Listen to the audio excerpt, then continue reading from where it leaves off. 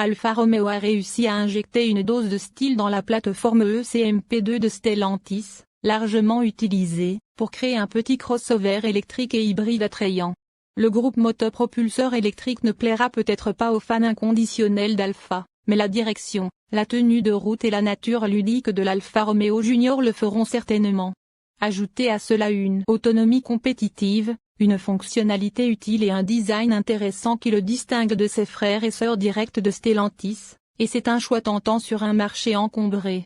La première voiture entièrement électrique et hybride d'Alfa Romeo, la Junior, marque une étape importante pour la marque italienne.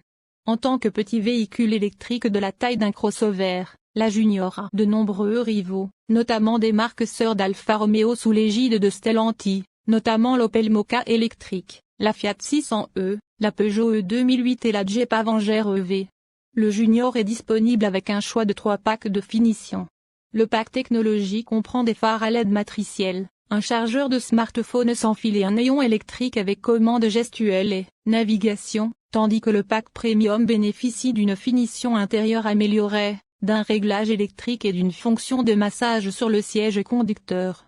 Le pack sport, quant à lui, propose des modifications de style extérieur, ainsi que de superbes sièges sport Sabelt et une sellerie en Alcantara.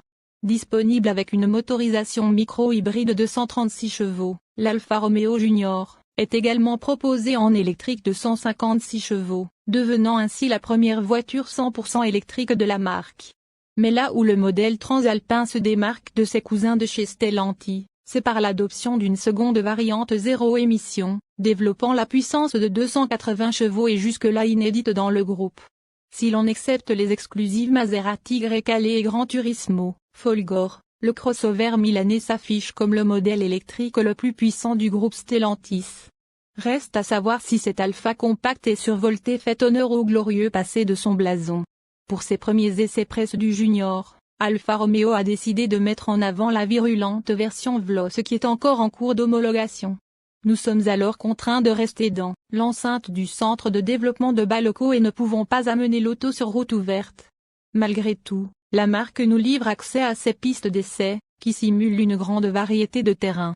Elle nous permet ainsi de prendre la mesure des capacités de son nouveau crossover, sous la surveillance d'une voiture ouvreuse. Autant le dire, au moment de démarrer ce test, le sentiment qui domine demeure la curiosité quant à la faculté de ce Junior véloce à encaisser sur son seul train avant les 280 chevaux et 345 Nm annoncés, alors que tous les modèles électriques de puissance équivalente sont des propulsions ou des 4 roues motrices. La firme milanaise a toutefois particulièrement travaillé le châssis de cette version, la dotant notamment de barres anti-roulis majorées, et d'un différentiel à glissement limité Torsen. La caisse, elle, a été abaissée de 25 mm. Le SUV urbain affiche des performances de premier ordre avec un 0 à 100 km/h annoncé en 5,9 secondes et une vitesse de pointe de 200 km/h. Une Peugeot E208 GT de 156 chevaux réclame officiellement 8,2 secondes et plafonne à 150 km/h. Toutefois, comme c'est souvent le cas avec les électriques reposant sur cette base technique, on pense notamment au Peugeot E3008, la distribution du couple semble ici très linéaire. Si bien que si les chronos sont là, les sensations sont un peu édulcorées à bord de ces SUV de 1590 kg.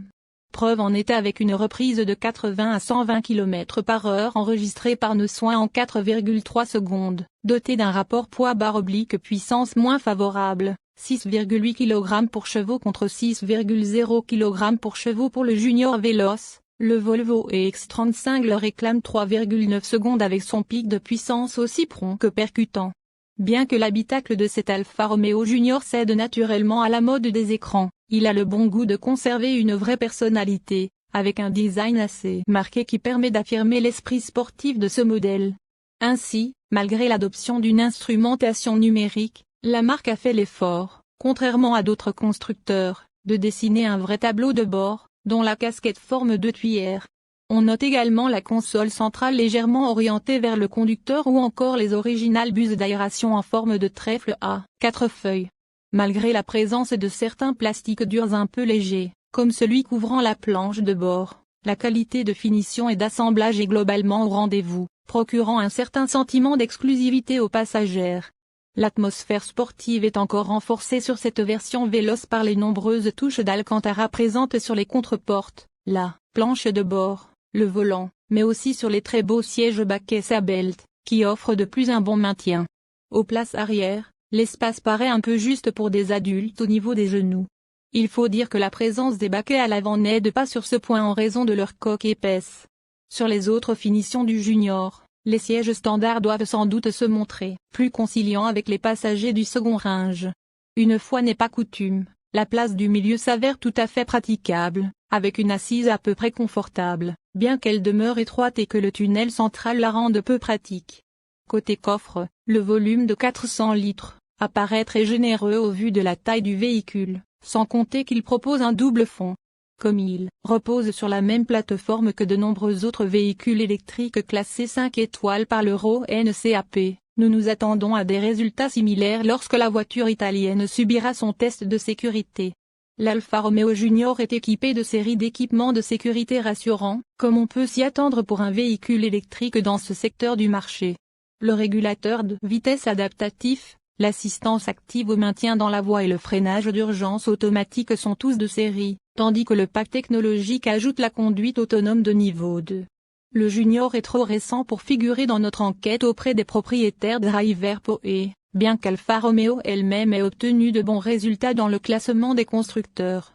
La marque italienne s'est classée 13e sur 32, avec accélération, direction et tenue de route sans surprise l'un de ses secteurs les plus performants. La fiabilité n'a cependant pas été très bonne, Alfa étant dernière à la 32e place dans ce domaine. Au cours de notre expérience avec le Junior, nous avons trouvé que l'intérieur était bien assemblé et que l'utilisation de technologies éprouvées du groupe Stellantis devrait contribuer à la fiabilité.